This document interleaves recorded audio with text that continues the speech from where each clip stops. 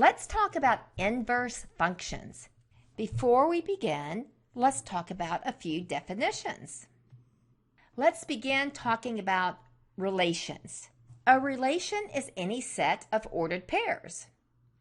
The set of all the first components is called the domain, and the set of all the second components is called the range. A relation in which each member of the domain corresponds to exactly one member of the range is a function. Let's get started. Find the inverse of a given relation and determine whether the inverse is a function. I have the relation 3, 2, 4, 1, and negative 1, 5. The inverse is 2, 3, 1, 4, and 5, negative 1. Since every value of x has a unique value of y, the inverse of this relation is a function. I have the relation 1, negative 5, 2, 7, 3, 2, and 10, 2. The inverse is negative 5, 1, 7, 2, 2, 3, and 2, 10. Look at my domain. In this inverse relation, there are two different values of y when x is equal to 2. The inverse of the relation is not a function. Suppose that two functions are inverses. If AB is a point on the graph of the original function, then the point BA must be a point on the graph of the inverse function. Let's study these functions. I have f of x, and I also have f inverse of x.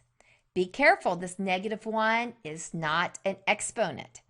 This is read f inverse of x.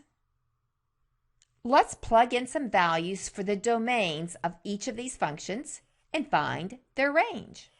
We will begin with f of x. Let's plug in 0 for x, the domain. When I plug in 0, 3 times 0 is 0, minus 2 will be negative 2. Plug in 2, 3 times 2 is 6, minus 2 is 4.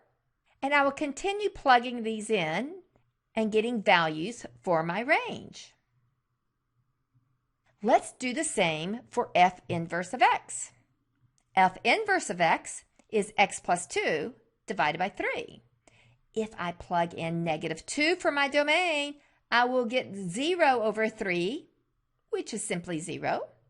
If I plug in 4, 4 plus 2 is 6, divided by 3 is 2. When I plug in negative 11, in the numerator I will get negative 9, divide that by 3, and that will be negative 3. And I will plug in negative 5 for my domain, for my x, and I will get negative 1 for my range, or my y. Notice the ordered pairs of the function and its inverse. I have the ordered pair 0, negative 2. The inverse has a point negative 2, 0. The point 2, 4 is an ordered pair on the function. The point 4, 2 is an ordered pair on the inverse function. Also notice that the domain of the function is the range of the inverse of that function. And the range of the function is the domain of the inverse of that function.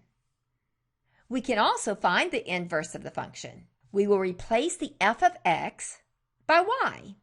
We will interchange the x and y. We will swap them, just like we noticed in the previous example. All of the domain and range will be swapped. And then we will solve for y. And so this is our new y.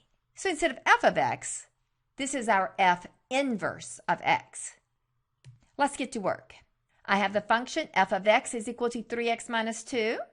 I will replace the f of x with y. And now I'm going to swap the x and y. I am swapping my domain and my range. So I will have x is equal to 3y minus 2. I will now solve for y. I will add 2 to both sides. I will then divide by 3. I have now solved for y, or this is my new y. This is f inverse of x.